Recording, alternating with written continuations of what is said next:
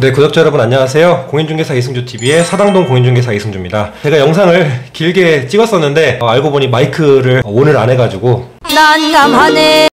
다시 촬영을 하게 됐습니다. 오늘은 계약갱신 요구권에 대해서 알아볼 건데요. 임대차 보호법상 상가 임대차 보호법이 있고 주택 임대차 보호법이라고 해서 이제 특별법으로 규정되어 있는 것들이 있습니다. 이 두 가지에 대해서 차이점을 명확하게 아시는 게 좋겠다 싶었고요. 실무에서도 초보 공인중개사분들이나 혹은 정확히 숙지를 못하신 분들은 보니까 주택 임대차 보호법 상의 규정을 상가 임대차에 적용한다든지 이런 식으로 좀 실수를 많이 하시는 분들도 있고, 당연히 손님들도 두 가지 차이를 명확하게 구분짓기 어려우신 분들이 많은 것 같아서 제가 이 영상을 토대로 두 가지의 차이점을 좀 설명드리고 또 동시에 공통점도 뭐가 있는지 한번 말씀드리려고 합니다. 자, 먼저 민법이 있으면 민법 외에 특별법으로 해서 상가임대차 보호법과 주택임대차 보호법이라는 특별법으로 규정을 해놨습니다. 큰 로직은 임차인을 편면적으로 보호하겠다, 임대인이 일반적으로 우위를 점하는 입지에 있기 때문에 일방적인 불합리한 부분에 대해서 임차인을 편면적으로 보호하자라고 해서 법리상 강행 규정으로 만들어 놓은 부분들도 많고, 어떻게 하면 임차인들이 보호를 받고 어떤 요건으로 보호를 받고 어떤 효과를 얻을 수 있는지에 대해서 좀 설명을 드리려고 합니다. 크게 두 편으로 나눌 거고요. 이번에는 계약갱신 요구권에 대해서 나눌 거고, 다음 편에는 묵시적 갱신에 대해서 나눌 건데요. 특별법을 적용받지 못하면 다 민법을 준용을 한다라고 생각하시면 돼요. 우리 계약을 할 때 가장 많이 쓰는 특약의 문구가 뭐죠? 본 계약서에 기재하지 않은 사항은 일반 부동산 거래 관리 및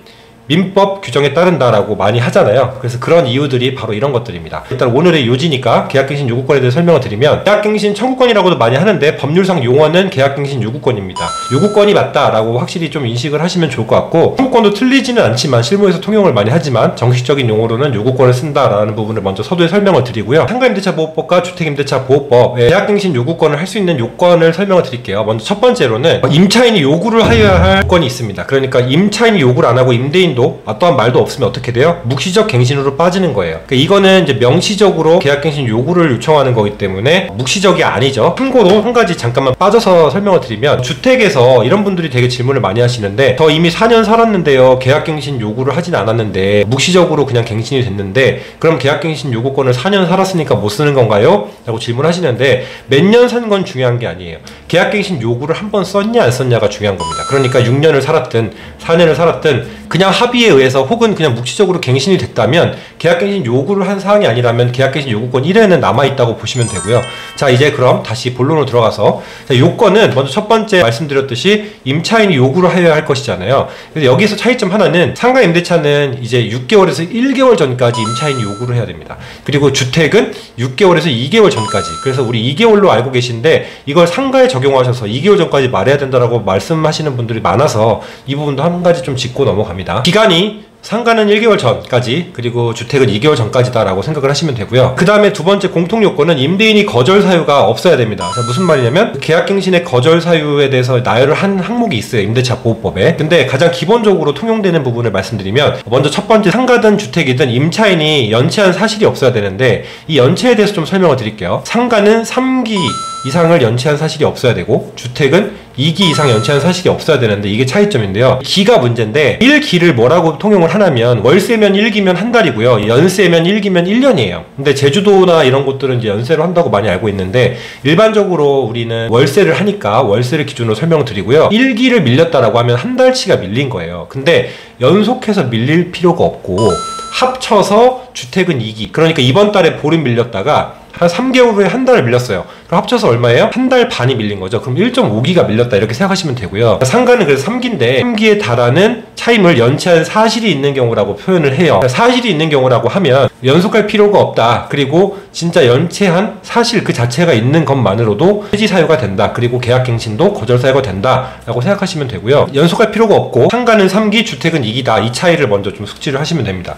이제 여기서 차이점 또 하나는, 주택은 흔히 알고 있죠. 우리 2020년에 임대차 3법이 제정되면서 거기에 하나가 이제 계약갱신 요구권도 당연히 들어왔는데, 거기에 거절 사유를 많이 쓰는 게 직계 좀비속이나 본인이 들어가서 산다라는 것이죠. 그거에 따른 사후 구제수단으로 손해배상 청구도 있을 수 있지만 그건 이제 그 뒤의 일이고, 어쨌든 계약갱신 거절 사유는 주인이 직접 거주하거나 직계 좀비속이 거주하는 경우에는 이제 주택은 거절 사유가 되는데, 상가는 이 부분은 없습니다. 자, 이 부분은 차이점이 하나가 있다. 그래서 주택에서 이게 하나가 더 추가된다라고 생각하시면 편할 것 같고요. 자, 그럼 이 효과에 대해서 한번 좀 알아봐야 되는데요. 첫 번째 효과는 이제 다시 임대차한 걸로 본다라는 뜻인데, 여기서 또 차이점 하나는요, 주택은 2년 연장하는 걸로 알고 있죠. 그래서 2+2라고 알고 계시는데요. 주택은 이제 2년 연장한 것으로 봐요. 상가는 전 임대차와 동일한 계약 기간을 연장한 것으로 봅니다. 자, 왜 그러냐면 상가 임대차는 일단은 금액이 좀 다르게 크기도 하고 또 권리금이라는 항목이 붙어 있죠. 그래서 상가 임대차 보호법에 상가는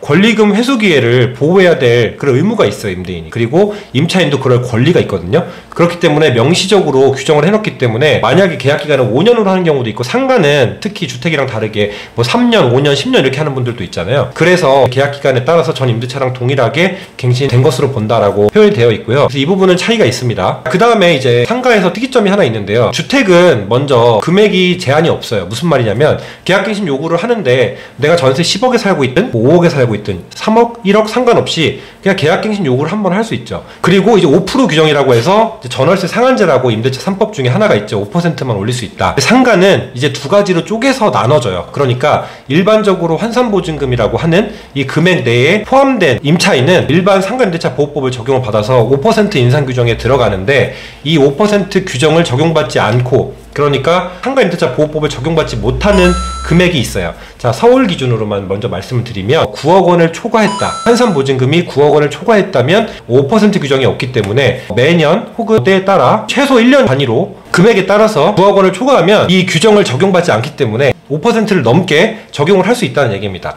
상가는 환산보증금이라는 게 있다고 말씀드렸는데 이게 뭐냐면 예를 들어 드릴게요.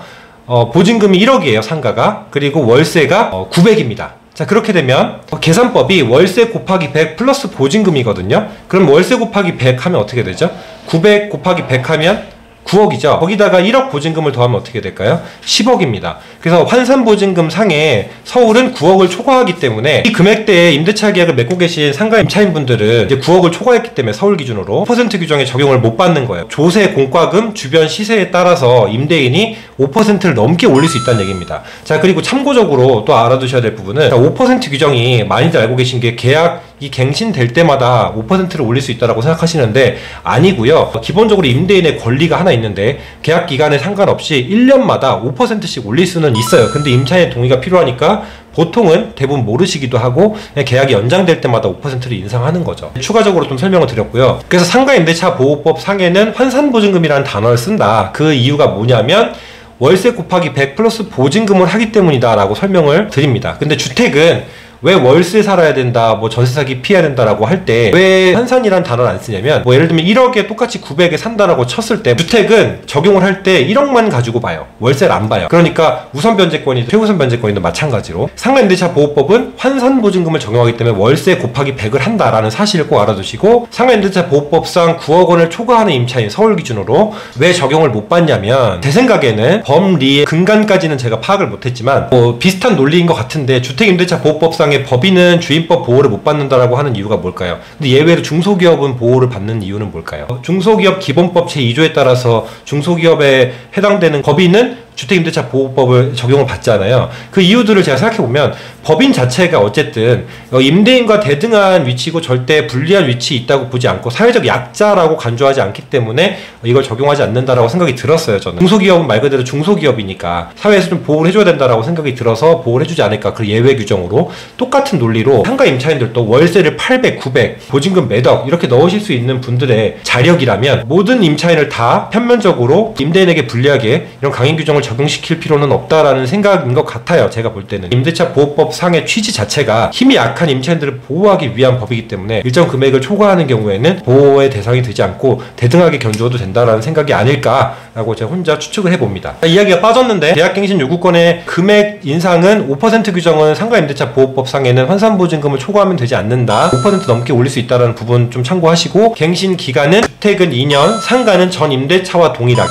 그러니까 전 임대차가 3년이라면 3년 연장한 것으로 본다. 이렇게 좀 아시면 될 것 같아요. 그 다음에 이제 계약갱신 요구의 기간인데 상가임대차 보호법상에서는 10년을 주장할 수 있는데 최초 임대차 계약기간 포함해서 10년이잖아요. 근데 이게 2018년 10월 16일날 개정이 됐단 말이에요. 5년에서 10년으로. 그래서 그때 이후에 신규 임대차를 하거나 갱신을 한 임차인들에 한해서는 이제 10년 규정을 적용하겠다라고 하는 건데, 제가 이제 2018년에 공인중개사를 취득을 했고 공부를 했으니까 그때 상가임대차 보호법 개정법령이다 라고 해서 5년에서 10년은 된다 꼭 알아둬라. 출제가 유력하다라고 해서 제가 되게 달달 외웠던 기억이 나고 10년을 규정을 적용을 받고요. 특징들이 있다라는 부분 한 가지 또 설명드리고 그 다음 이제 해지 통고에 관련된 부분인데요. 묵시적 갱신이든 계약갱신 요구권이든 주택은 임차인이 계약 연장돼서 계약기간 중에도 언제든 해지 통고를 할 수가 있습니다. 그러면 임대인에게 도달이 된 다음에 3개월이 지나면 임대인이 보증금 반환 의무가 생겨요. 그래서 해지 효력이 발생한다라고 하는데 상가 임대차의 계약갱신 요구권의 경우에는요 해지 통고라는 개념이 없어요. 자, 이게 왜 그러냐면 나간다고 얘기했다가 3개월 후에 임대인이 무조건 빼줘야 되는데 내가 권리금이라는 항목이 있잖아요. 권리금 회수기의 보호를 해야 된다고 해서 임대인이 못 내보내게 하고 계약기간 좀 다르게 규정을 하고 했는데 임차인 나간다고 했을 때 3개월 있다 무조건 빼줘야 되면 임차인의 권리금 회수기의 보호에 대해서는 조금 앞뒤가 안 맞죠. 임차인은 그럼 3개월 있다 나간다 그러면 권리금이 어떻게 됐든 임차인은 나가는 거니까 이 부분에 대해서는 임차인에게 자유를 주는 요소로 판단이 되지 않을까 싶어요. 그래서 권리금 항목도 있고 계약갱신 요구를 했을 때는 임차인은 상가임대차 보호법에서는 해지 통고라는 개념이 없고 불가능합니다.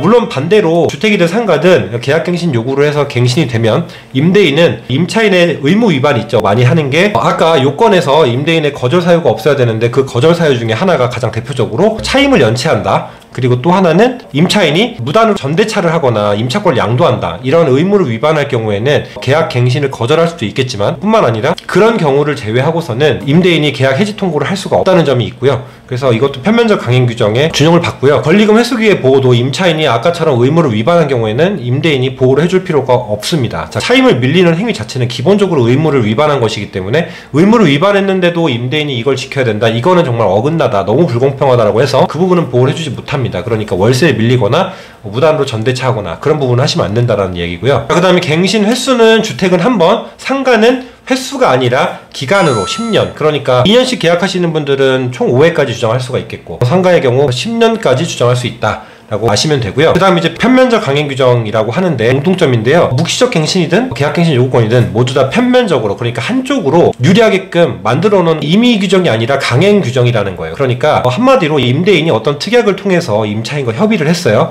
근데 임의 규정 같은 경우는 특약이 우선이에요. 협의가 우선이니까. 근데 편면적 강행 규정의 경우에는 임대인이 어떤 특약을 쓰자고 얘기를 했어도 임차인이 썼어도 주택임대차 보호법 혹은 상가임대차 보호법상 임차인에게 현저하게 불리하면 이건 무효라는 겁니다. 그래서 편면적 강행 규정에 적용을 받아서 계약갱신 요구권을 인정하지 않는 특약 뭐 이런 특약을 썼다고 해도 이건 무효다라고 여러분들께서 아시면 돼요. 그래서 이제 요건과 효과를 정리를 했는데요. 요건에서 여러분들이 꼭 아셔야 될 것은 임차인이 의무 위반을 하면 안 된다. 차임을 밀린 사실 아까 제가 말씀드렸죠. 1기의 개념에 대해서 상가는 3기, 주택은 2기. 그래서 연속할 필요 없다고 설명드렸고 그 이상이 밀리면 이제 임대인은 해지 통고를 할 수 있고 또 임차인이 임대인 동의 없이 무단으로 전대차를 한다든지 이런 식의 의무 위반을 하면 임대인은 계약갱신을 거절할 수 있을 뿐만 아니라 상가 임대차는 권리금 회수 보호 기회도 박탈당하고 또 계약 중간에 해지 통고도 당할 수 있기 때문에 기본적인 의무를 이행한 상태에서는 여러분들께서 굉장히 강력한 권리들을 주장하실 수 있고 보호를 받을 수 있다라고 생각하시면 좋을 것 같습니다. 이렇게 해서 이제 주택 임대차랑 상가 임대차에 대해서 차이점을 설명을 드렸는데요. 큰 로직은 비슷한데 세부적으로 조금 다르죠. 원래 상가 임대차 보호법에서 있던 이런 법리들을 또 주택 임대차에서 적용하는 부분들도 있죠.